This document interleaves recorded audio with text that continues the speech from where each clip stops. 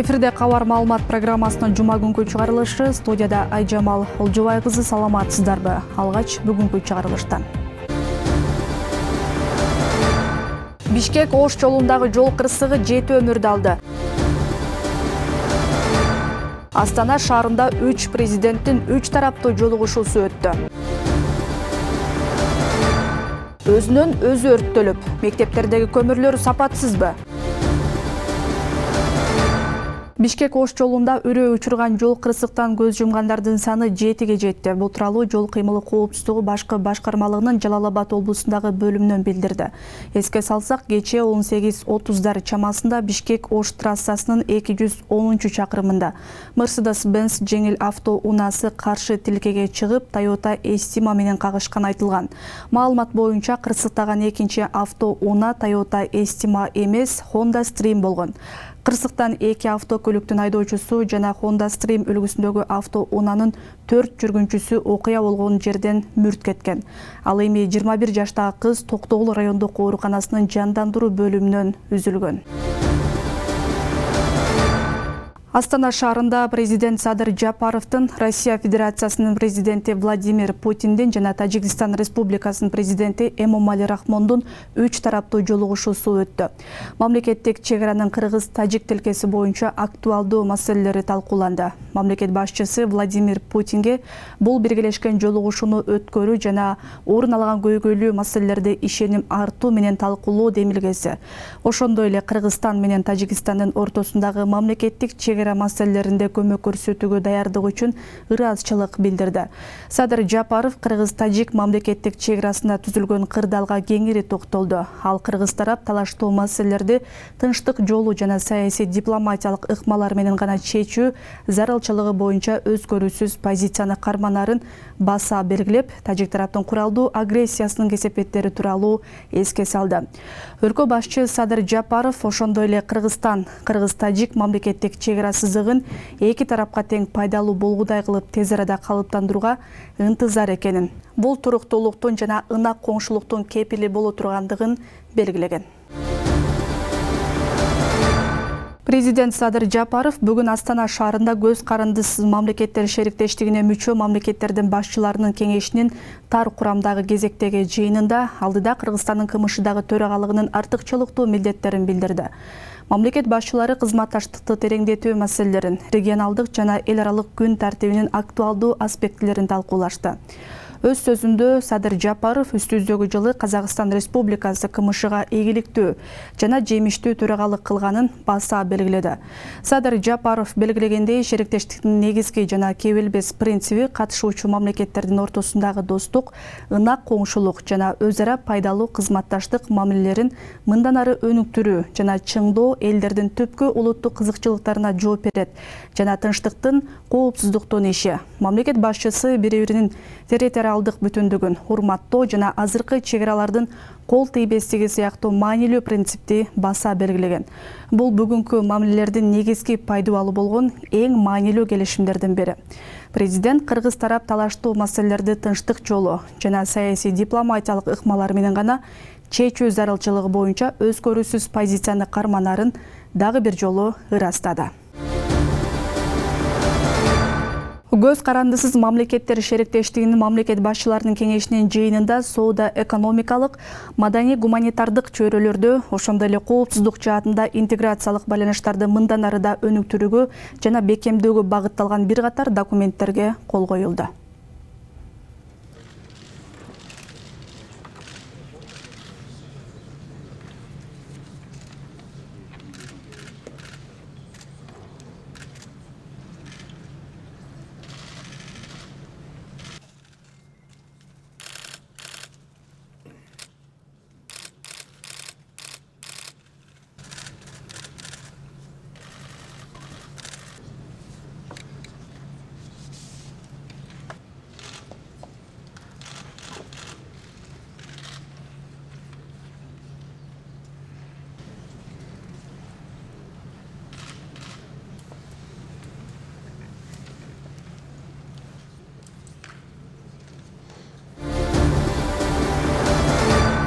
Кыргызстандын Орусиядагы элчилиги билдирүү таратып, эгерде мекендештерге катачылык менен аскерге чакыруу келсе, элчиликке, консулдукка жана башка өкүлчүлүктөргө кайрылышаарын эскертти.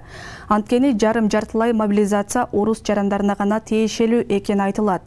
Кыргызстандын жарандары Орусиянын мыйзамдарын сактоо менен ал өлкөнүн аймагында жүрө алышат.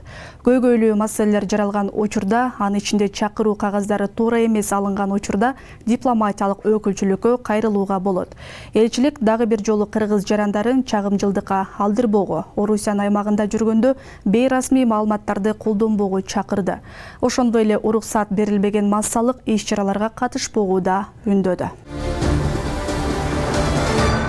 Фейк маалыматтарга даттануу тартибин жөнгө салган анык эмес маалыматтан коргоо жөнүндө мыйзам долбоорун өзгөртүү сунушталды. Демилгечилер Жогорку Кеңештин депутаттары Жанар Акаев, Адахан Мадумаров, Элмурза Сатыбалдиев, Гуля Кожоколова, Дастан Бекешев, Сейит Атамбаев жана Чыңгыз Хайдарбеков. Авторлар учурдагы мыйзамда бардык укуктар арыз ээсине берилип калганын айтууда. Мында маалыматты жарыялаган адам же уюм анын иш-аракетине болгон даттанууну кароого эч бир катышпай, өз укуктарын коргой албай калары белгиленген. Маалыматты жарыялаган жак кызматтын чечимдерин аткарууга же ага сот тартибинде даттанууга милдеттүү. Мындайда бүтүндөй сайтты бөгөттөө ыйгарым укуктуу мамлекеттик орган чечим чыгарары менен жүргүзүлөт.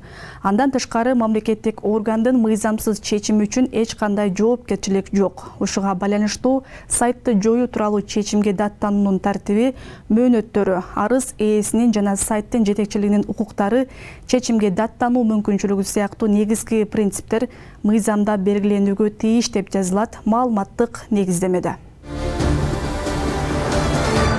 Ички иштер министрлиги Бишкекте уруксат берилбеген жерге токтотулган автоунааларды мажбурлап эвакуациялап келген Портал Групп ишканасы менен келишимин узартпайт. Бул тууралуу министрликтин сайтында жазылды. Ага ылайык Ички иштер министрлиги эреже бузуп, туура эмес жерге токтотулган автоунааларды өз күчү менен эвакуациялайт. Мажбурлап ташуу ишин министрликке караштуу техникалык дайындоо борбору жүргүзөт. Аталган борбордо автоунааларды эвакуациялоо боюнча техникалык мүмкүнчүлүк жетиштүү деп жазылган маалыматта. Министрлик мындан тышкары эвакуациянын акысы мурункудан төмөн болорун жана кирешенин 50% мамлекеттик бюджетке түшөрүн белгилөөдө. 17 октябрдан баштап көмүрдү экспорттоого убактылуу тыюу салынат. Бул тууралуу энергетика министри Таалайбек Ибраев маалымат жыйынында айтты. Анын айтымында мындай чечим өлкөдө көмүргө болгон суроо талап көп болгондугуна байланыштуу кабыл алынууда. Ибраев Бишкек жылуулук электр станциясына көмүр сатып алуу боюнча тендер жарыялоого үлгүрө электигин. Ошол себептүү электр станциялар ишканасы Казакстандан 400 000 тонна көмүр сатып алуу боюнча келишимге кол койгонун белгиледи. Бүгүнкү күндө Бишкек жылуулук электр борборунда 242 000 тонна көмүр камдалган. Былтыр ушул маалда 251 000 тонна көмүр түшүрүлгөн. Ибраевдин маалыматына караганда, Кыргызстандын энергетикалык объектилери жылуулук сезонуна 1 ноябрга карата даяр болуп калды. Жалал Абад облусунда кышка деп мектептерде камдалган көмүрлөр өзүнөн өзү өрттөнгөн 4 учур катталды. Көмүрдүн кызып, күйүп кетүүсүнө ар кандай факторлор себеп болгондугу айтылат. Алсак, мындай жагдай Сузак районунда дагы 2 мектепте орун алды. Айыл өкмөт тарабынан тендерди уткан компанияга эскертүү берилген. Деген менен ал көмүрлөр кайра эле мектеп кампасына капталып, жыйылып турат. Бул боюнча кабарчыбыз кенен токтолот. Кызып күйүп жатканын көрүп калып, биз ошол убакта эле дароо айыл өкмөт башчысына билдиргенбиз. Кышка деп камдалган көмүрлөр мектептерде өзүнөн өзү тутанып өрттөнүүдө. Мындай факты Сузак районунда 2 мектепте орун алды. Окуя ушул апта башында Барпы айыл аймагындагы номер 26 мектепте катталып, көмүр кампадан өрт чыккан. Тилсиз жоону байкаган эмгек жамааты өрттү убагында өчүрүп калууга жетишкен. Кызып күйүп жатканын көрүп калып, биз ошол убакта эле дароо айыл өкмөт башчысына билдиргенбиз. Айыл өкмөт башчысына билдирип туруп, айыл өкмөт тарабынан жардам баягыдай трактор келди, погрузчигибиз. Ошол погрузчик келип туруп, анан ошо чыгарганга катуу ошол күнү бардык техникалар жана мугалимдердин жардамы менен баягы көмүрдүн кызып аткан жерлерин дароо чыгардык дагы жайып өчүрүп алдык. Аны өчүрүп атканда ошо суу себип өчүрдүк.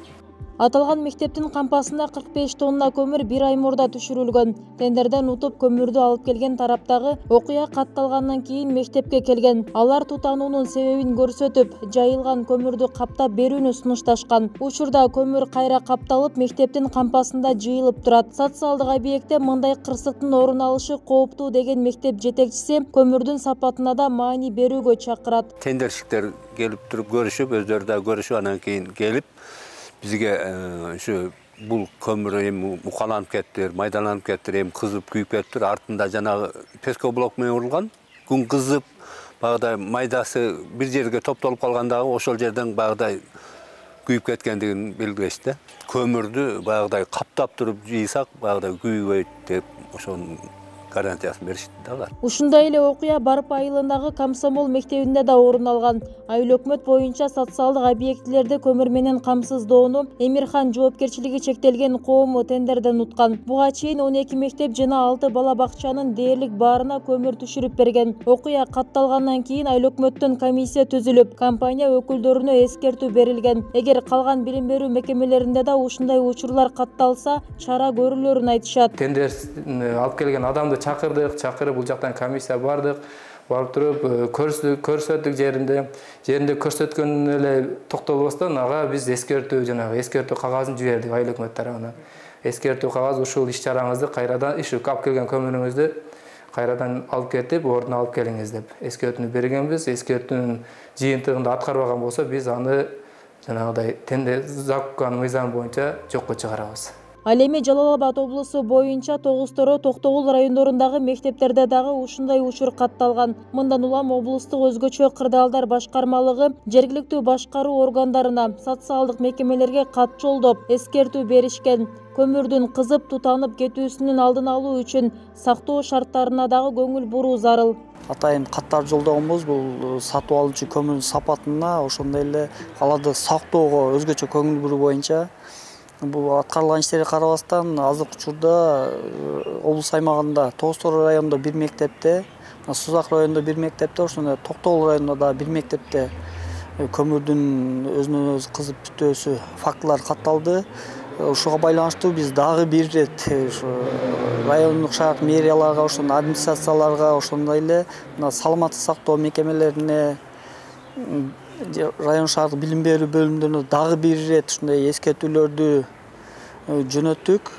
Атайын каттарды бул боюнча негизинен көмүр ным абалда болсо, анан ошо сактоочу жайда өрт коопсуздук эже сакталбаса, көмүр өзүнөн өзү күйүп ошо күтөө касиетине.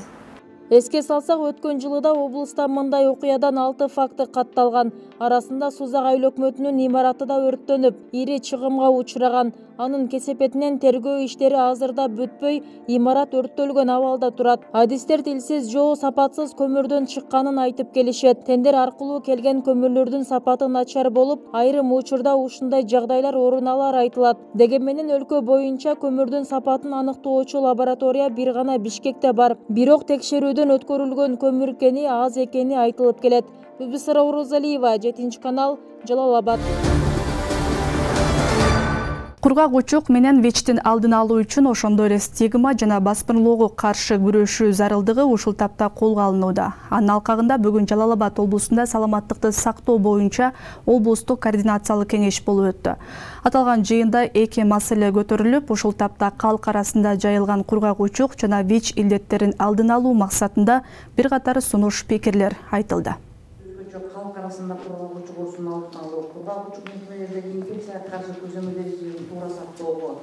Жалал-Абад облусунда саламаттыкты сактоо боюнча облустук координациялык кеңешме болуп өттү. Жыйында эки маселе талкууга коюлуп, учурдагы калк арасында тараган кургак учук жана ВИЧ инфекциясын жоюу боюнча бир катар тапшырмалар берилди. Өз билебиз.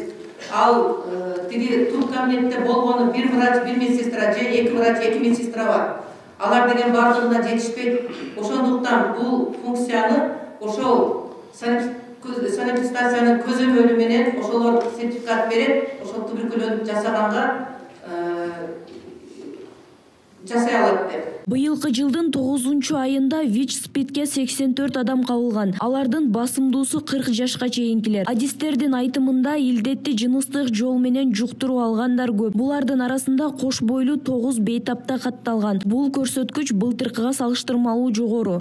Бизде Жалал Абад областында эпидемия башталгандан бери 1200-дөн ашык адам катталды. Ал эми быйылкы 2022 жылдын 9 айында жаны 84 учур жан катталып турат. Эми бутка салыштырмалуу быйыл өсүш бар. Бирок биздин Кыргыз Республикасы баягы өзүнүн алдында милдеттенген эмеспиз. 26 жылга чейин ВИЧке чалдыккан, ошол биздин өлкөдө ВИЧке чалдыккан жарандардын бардыгы 95%-тен кем эмесин табабыз. Ошон үчүн азыркы кезде биздин көп күчтү ошого жумшалабыз. Ал эми облус боюнча кургак учукка кабылгандардын саны өсүп, былтыркыга караганда 5 бейтапка көп катталган. Илдет жаш балдар арасында дагы көбөйүп, 39 баладан аныкталган. Бул өткөн жылга салыштырмалуу 7 балага көп. Ушул тапта тийиштүү кызматтар тарабынан аталган илдеттин алдын алуу максатында түшүндүрүү иштери байма-бай жүрүп келет. Жалал Абад областындагы кургак учуктан ушу 9 айдын жыйынтыгы боюнча айтсам, былтыр 544 бейтапта алган, быйылкы жылга 549 бейтапта алды. Бир аз өсө баштады, 5 бейтапта көбүрөөк болду. Ал эми ошол эле мезгилде балдар ичинде дагы. Балдар ичинде былтыр 9 айда 32 бейтапта болсо, быйыл 39 бейтапта алды, 7 бейтапта көп болот. Өспүрүмдөр арасында дагы бар. Өспүрүмдөрдө былтыр 17 бейтапта болсо, быйыл 14 алды, бир аз азыраак. Жалал Абад облусунун район шаарларында ушул тапта 20 флюорографиялык аппарат болсо, алардын дээрлик баарынын эскилиги жеткен. Ала Бука, Чаткал, Тогуз-Торо райондорунда аталган аппарат жок. Жалпы 11243 киши ВИЧти жуктуруп катталгандар болсо, анын ичинен Жалал Абадда 1285 киши. Акыркы 9 айда 84 учур катталган. Нуриза Хамракулова, 7 канал, Жалал Абад. Кыргызстанда өспүрүм кыздарды жатын моюнчасынын рагына каршы эмдөө 14 ноябрда башталарын бүгүн Саламаттыкты сактоо министрлигинен билдирди. Жалпысынан 11-14 жаштагы 200 миңден ашуун кызды камтуу пландалууда. Ракты козгоочу папиллома вирусуна каршы вакцинаны сатып алууга эл аралык уюмдар жардам берүүдө. Эмдөөнүн бул түрү дүйнөдө 2006 жылы башталган. Бүгүнкү күнгө карата папиллома вирусуна каршы вакцина 112 өлкөнүн эмдөө боюнча улуттук календарына кирген. Кыргызстандын улуттук календарына ылайык балдар жана чоңдор оор илдеттердин 13 түрүнө каршы вакцина алып, ден соолугун коргоо кепилдигине ээ боло алат. Кыргыз жараны концепциясы өз жыйынтыгын чыгарды. Ага райондордон эксперттер чакырылып, Жусуп Абдрахманов атындагы мамлекеттик башкаруу академиясында тегерек стол уюштурулду. Жыйындын жүрүшүндө аталган концепциянын 1 жылдык ишмердүүлүгүнүн натыйжасы чыгарылып, кийинки кадамдар боюнча план сунушталды. Кыргыз жараны концепциясы өз жыйынтыгын чыгаруу максатында региондордон эксперттерди чакырган. Тегерек стол Жусуп Абдрахманов атындагы мамлекеттик башкаруу академиясында өтүп, 1 жыл ичинде кандай иштер аткарылды жана жыйынтыгы кандай болду деген суроолордун тегерегинде талкуу болду. Андан сырткары мындан кийинки кадамдардын пландык түзүмү да сунушталды. Мамлекет дегенди мынтип кармалап көрө албайсың. Мамлекет деген бул биз өзүбүз эмне кылсак, биз кандай кадам кылсак, ошондой мамлекет болот деген ойда. Биз орусча айтканда мы сами создаем. Ошол реалдуулукту өзүбүз түзөбүз да. Келечекти өзүбүз түзөбүз. Ошол оюн негизинде жазылган концепция. Нан эл жакшы түшүнүп берди. Ушу бияктагы вуздун мугалимдери дагы абдан жакшы кабыл алышып, чындыгы биринчи баягы мугалим болуп деп аткан, кинолордо окудай. Биринчи пионер мугалимдер болуп, ошо эки өткөрүп келишти тренингтерди. Анан ошо кандай жыйынтыктар экенин бүгүн талкуулайбыз. Аталган концепция 5 багыттан турат. Алар Кыргыз жараны концепциясын аймактарга жайылтуу боюнча университеттердин долбоорун ишке ашыруу жана талкуулоо. Экинчи, региондордо мамлекеттик жана муниципалдык кызматкерлерди окутуу боюнча тажрыйбаларды алмашуу. Үчүнчү, Кыргызстандын аймактарында Кыргыз жараны концепциясын жайылтуу боюнча жогорку окуу жайлары менен биргелешкен иш-аракеттердин планын иштеп чыгуу. Төртүнчү, Кыргыз жараны жарандык интенттүүлүгүн калыптандыруу жолдорун талкуулоо. Бешинчи, аталган концепцияны илгерилетүү боюнча академиялык жана эксперттик коомчулуктун кызматташуу мүмкүнчүлүктөрүн талкуулоо. Эгерде мамлекет баарына тең, жарандарына тең мамиле кылам десе, ушу шарттарды түзүп бергенге аракет кылыш керек. Ошондо этникалык азчылыктардын дагы өкүлдөрү армияга дагы барат, мамлекеттик службага да барат да. Швейцариялык Писнекус деген коомдук фонд каржылап атат. Биз дагы өзүбүз дагы анан биз 2 жыл мурун бир жогорку окуу жайлардын консорциумун түзгөнбүз. Бүтүрген алдык вуздар кирет. Биз баштайбыз аны. Анын максаты жалаң эле бул концепция эмес, негизи эле мамлекеттик жана муниципалдык кызматкерлердин дараметин көтөрүү боюнча.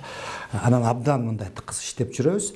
Бул иш-чаралардын негизги максаттары жана милдеттери жогоруда айтылган 5 багытта иш жүргүзүү. Кыргызстан көп улуттуу өлкө болгондуктан жарандык маданияттуулукту жогорулатуу каралган. Аны менен катар коомдогу ар түрдүүлүктү сактоо менен элдин биримдигин жана ынтымагын бекемдөө болуп саналат. Ошондой эле кандай адам чыныгы жаран боло ала тургандыгы жөнүндө маалымат берүү. Экинчи максатыбыз бүгүн мындай жыйынтык чыгарып, биз кай жердебиз, эмне каталар болду, эмне ийгиликтер болду деп келип, эми экинчи этабында эмне кылышыбыз керек. Биз түшүнүп атабыз, мындай балдар менен иштеш керек экен, студенттер менен иштеш керек экен, мектептин окуучулары менен иштеш керек экен, ар кайсы этностун өкүлдөрү менен иштешибиз керек экен. Анан эң негизгиси кыргыз жараны болгон, мен Кыргызстандын жаранымын деген мындай бир сыймык пайда болуш керек. Орусча айтмакчы гордость да. Я гражданин Кыргызстана деген сыймыктануу пайда болсо, ошондо гана бул концепция ишке ашкыдай. Кыргыз жараны концепциясынын негизинде региондор боюнча бир нече семинар жана тренингтер өткөрүлүп, кыргыз жараны деген кем, кандай болушу керек деген толгон токой суроолордун негизинде маалымат берилген. Бул аракет натыйжалуу болуп, өз жыйынтыгын көрсөткөн. Негизи жалпы элдин кабыл алуусу жакшы. Мындайча айтканда, бүгүнкү күндүн актуалдуу маселеси деп айтсак болот да. Себеби бүгүнкү күндө мамлекеттүүлүктү сактоо, улуттук мамлекетти түзүүдө, жарандык коомду өнүктүрүүдө именно ошол бардыгынан дагы мен кыргызстандыкмын, анан улутум тиги, диним башка деген бардыгын ошол бир мен кыргыз жаранымын деген алып келүү болуп эсептелинет да. Белгилей кетсек, президент Садыр Жапаров өлкөдө кыргыз жараны өзүн таануу жана өнүктүрүү концепциясына кол койгон. Максат жарандардын этникалык, тилдик жана диний жана башка сегменттердин баарын бириктирип, элдин ынтымагын бекемдөө болуп саналат. Айсалкын Нурмат кызы, Үсөн Камчыбеков, 7 канал үчүн. Кыргызстанда калктын жашоо минимуму орто эсеп менен 7242 сомду түздү. Бул өткөн жылдын ушул мезгилине салыштырмалуу 13,5%га көп экенин Улуттук статистика комитети билдирет. Бир адамдын бир айлык керектөөсүнө аймактарда эң көп каражат Жалал Абад облусунда жумшалып 7495 сомду түзөт. Эң төмөн Талас облусунда 6584 сом. Бир адамдын бир айлык жашоо минимумун эсептөөдө жалпы сумманын 65% азык-түлүк товарлары, 16% азык-түлүк эмес товарлар, 17% кызмат көрсөтүүлөр, 2% салыктардын баасы. Адамдын жаш курагына карап керектөөсүнүн өлчөмүндө айырмачылык болот. Узап бараткан жума дал ушундай маалыматтардан топтолду. Алдыдагы эс алуу күнүңүздөр көңүлдүү өтсүн. Амандыкта көрүшөлү.